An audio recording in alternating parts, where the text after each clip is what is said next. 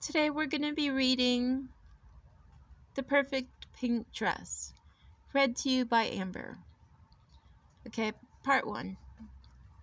Barbie's heart fluttered with excitement as she spoke into her phone.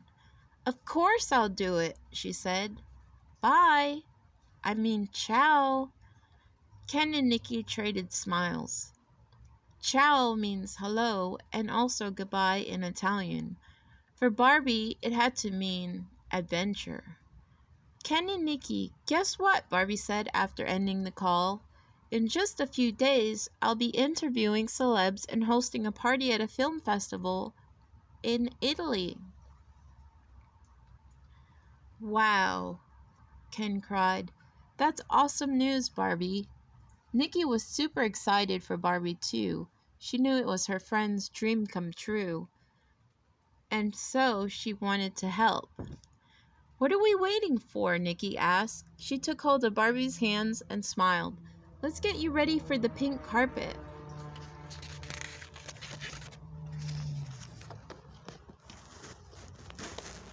Since Barbie was going to hang out with movie stars, she needed to dress like a star too. So the two BFFs got right to work searching through Barbie's closet for the perfect look. As Barbie's suitcase filled up with outfits, shoes, and accessories, she gave Nikki a huge hug.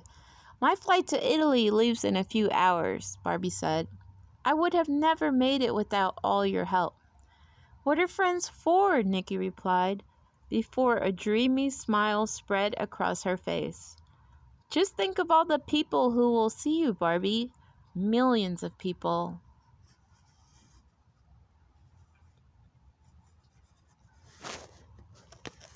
"Millions?" Barbie gasped. Nikki was totally right. Her Venice interview will be seen on television, the internet, and in magazines and newspapers, which meant my special interview outfit. Barbie suddenly remembered. Nikki watched as Barbie lovingly pulled the flowing pink gown from her closet. Barbie was famous for her pink gown, and it always gave her interviews that extra glamorous touch. It also gave Barbie extra confidence. "One stunning pink gown. Check," Nikki declared.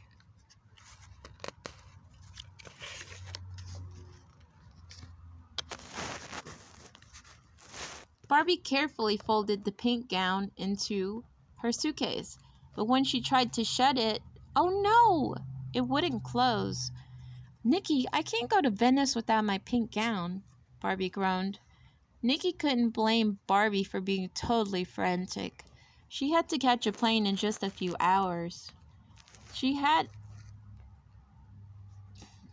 "Okay, take some deep breaths, Barbie," Nikki said calmly. "I'll help you, don't worry." Nikki and Barbie pulled out all the clothes and tried to make some more space. Finally, the suitcase closed. Later at the airport, Barbie was still worried. Would her plane be on time? Would her suitcase and her special gown arrive in Italy? But thanks to Ken and Nikki, Barbie's worries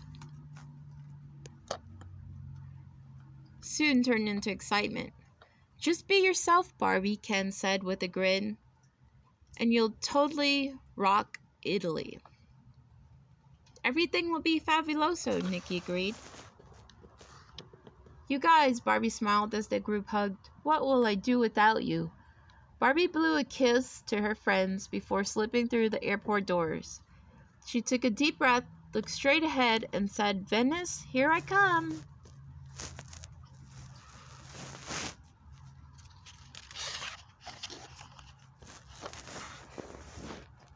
Venice was even more amazing than Barbie had dreamed.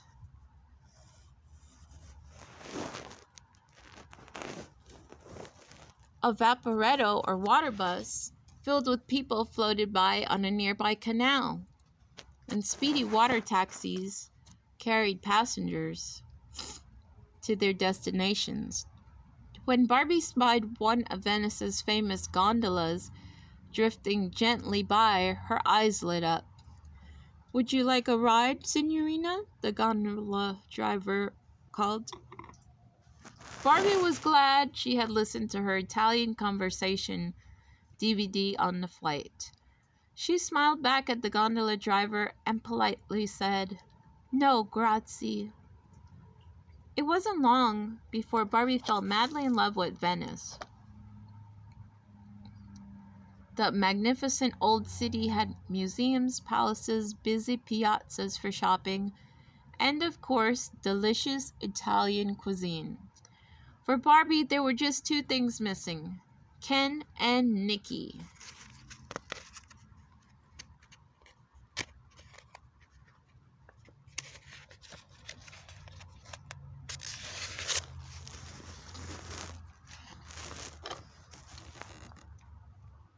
Exploring the city of Venice was so much fun for Barbie. She had never seen buildings standing over water before, supported by wooden posts called pilings. If only Ken and Nikki were there to see it too. So Barbie decided to do the next best thing. She stopped on a bridge over a canal to snap some pictures and then sent them to her friends back home. From Venice with love.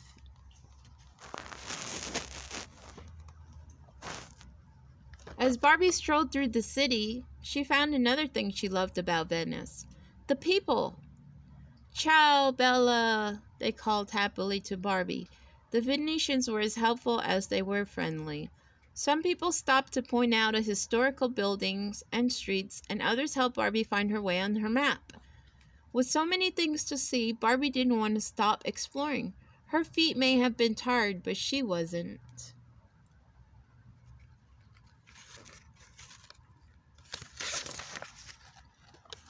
Barbie thought she had seen the most fabulous spots in Venice when she came across the Piazza San Marco. The large square was surrounded by famous buildings and cafes. Not only was it a meeting place for Venetians and tourists, the pigeons seemed to like it too. Barbie decided to rest her feet, so she sat down on a bench in the square beside a friendly Italian woman. A pigeon landed right next to Barbie. It looked straight at her and cocked its head. "Sorry," Barbie said softly. "I don't have anything to feed you." Suddenly, the sound of flapping wings filled the air. Barbie glanced up and gasped. Fluttering straight towards them was a huge flock of pigeons. When Barbie turned her head, she saw why. The woman next to her had a big bag of bird seeds. The hungry pigeons of Venice were now happy pigeons, and that made Barbie happy too.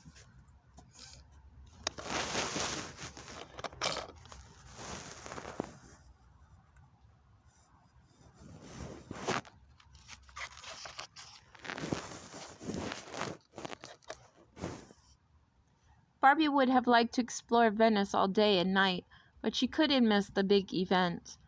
As she hurried back to her hotel and unpacked her suitcase, it was only then that Barbie realized she had forgotten something important, very important.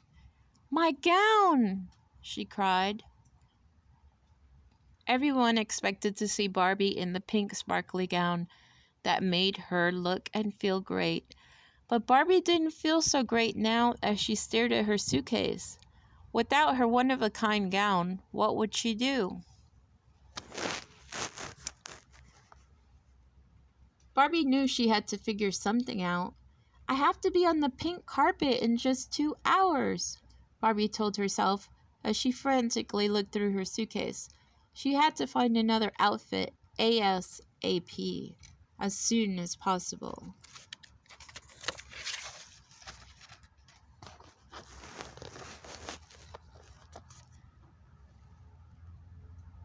Barbie searched and searched in her suitcase for the perfect outfit, but nothing was as special as her glittery pink gown.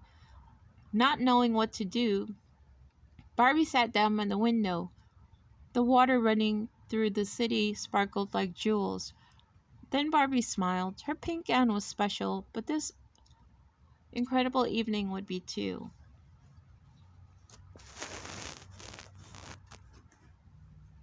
Barbie's phone suddenly rang.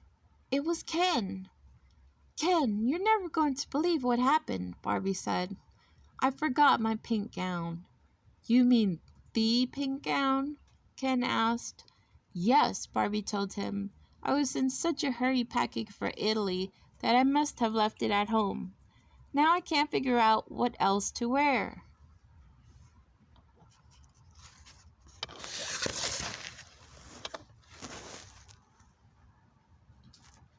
Venice is a big city, Barbie, Ken said cheerfully. There must be tons of shops nearby. You can buy another gown. I guess, Barbie sighed. She knew Ken was right, but deep inside she didn't want another gown.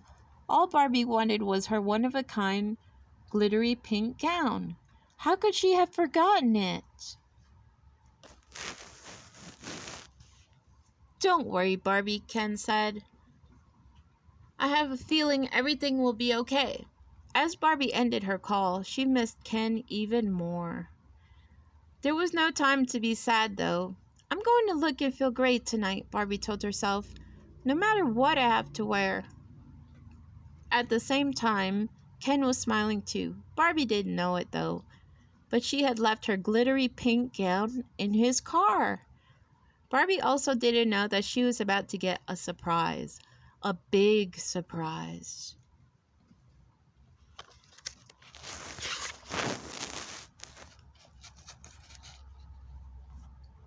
Barbie was about to head out to look for dress shops when she heard a knock at the door. Who could that be? Barbie wondered as she reached for the door. When she opened it, she couldn't believe her eyes. Surpresa! No way, Barbie exclaimed. What were her best friends doing in Venice? Nikki and I found this in the car, Ken said, holding up a pink and blue garment bag. So we thought you might need a little help from your friends.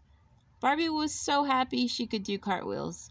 Ken and Nikki were really truly in Venice, and so was her pink glittery gown.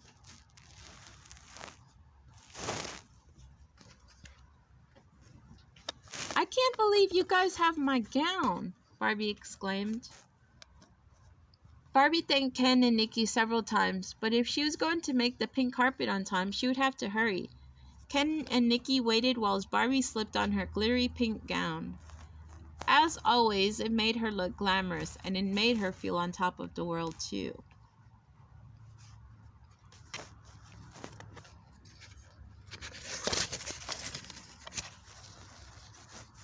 Just a little later, Barbie was a huge hit with her pink carpet interviews.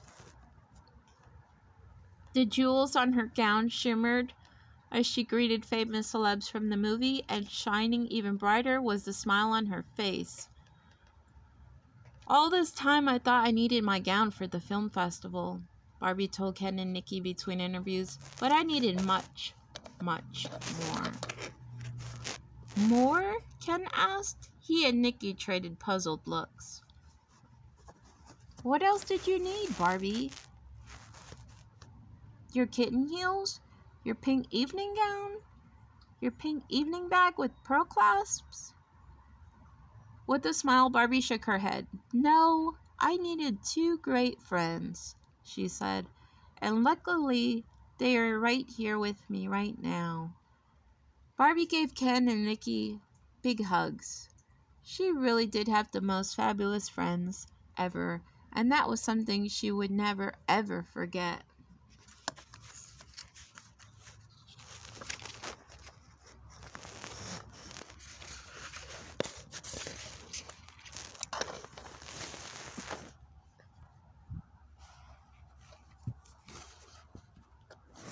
And that concludes Barbie and the Perfect Pink Dress, read to you by Amber.